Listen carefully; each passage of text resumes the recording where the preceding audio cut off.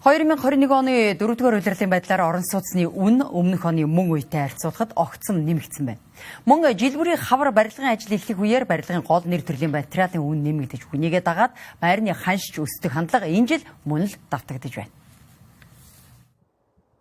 2021 оны 4-р улирлын байдлаар захиалга авч байгаа орон сууцны 1 м квадратын дундаж үн 3,258,853 төгрөгт хүрсэн нь өмнөх улирлаас 3%, өмнөх оны мөн үеэс 20 орчим хувиар өссөн үзүүлэлттэй байна.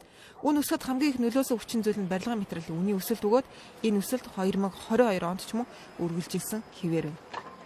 Тэгэхээр энэ барилгын үн яаж буух вэ гэдэг бол бид нар түрүү хийсэн импортын маш их хамааралтай улс шүү дээ.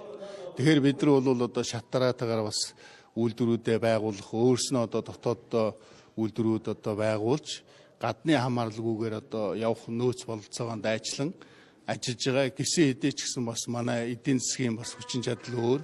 Бид нар өөрснөө бас хийж чадах зүйл байна, чадахгүй зүйл байна.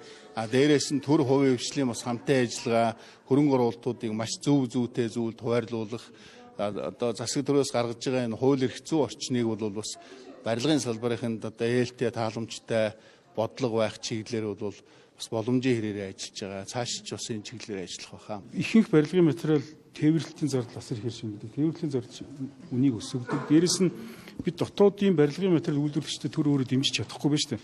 Хөгжлийн зээл өгдөг, араас нь дансыг хаадаг, төр өөр хөрөнгө оруулалтын хууль баталчаа төрөөгөө дэмждэггүй гэх мэтлийн энэ бүх уялдаа холбоод цэгцэрж байж үн бүрдэх асуудал байна. 2022 оны 3 дугаар сарын байдлаар барилгын арматур 1 тонн нь 3,150,000 төгрөг болж 2021 оны мөн үеэс 50.9% нэмэгдэжээ. Вакуум цоох 210,870 төгрөгөөс 400,000 төгрөг болж 89.7%.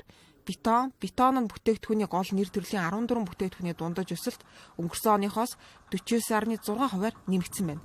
Барилга хот байгуулалтын яамнаас үн өсөх хамгийн гол шалтгаан нь экспортоор авдаг барилгын зарим нэр төрлийн материалын үн дэлхийн зах зээл болон дотоодод огцом нэмэгдсэнтэй холбоотой гэж мэдээлж байна. Дэлхийн нийтийн хамарсан зардалтай хөл хорионы улмаас хил гаалын хориг саад тээвэрлэлтийн үнийн огцом өсөлт.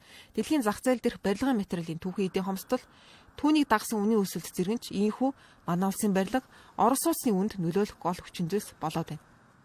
Энэ өөрснөө бид нар үйлдвэрлэгч биш учраас үн хямдарна гэдэг ойлголт байхгүй. Бүгд бол энэ дэлхийн эдийн засгийн дайны нөхцөл байдал байна. Дээр нь ковид болоод удаагүй эдийн засгууд бол аль ч улс сэргийж амжаагүй байгаа. Энэ үед бол үн буурна гэсэн тийм таамаглал бол ер нь ховроо байх.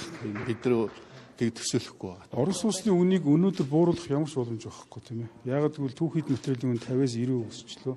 Дээрээс нь Улаанбаатар хотод барилга барих нөхцөл байдал маш хүнд. Маш их авилга ашигласан тэр газар тийм ээ дид үтс дээр явдаг. Зардал өсөд байгаа ийм цаг үед үн бууруулах юм шиг болж. Орос улсны үнийг бууруулах тогтворжуулахад засгийн газараас хэд хэдэн арга хэмжээ авсан.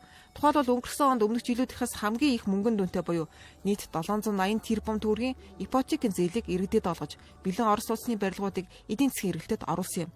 Мөн дотооддоо барилгын материалын үйлдвэрүүд барих, бүхэл боломжийг ашиглан үйлдвэрлэлийг хөгжүүлэхээр зорин ажиллаж байна гэлээ.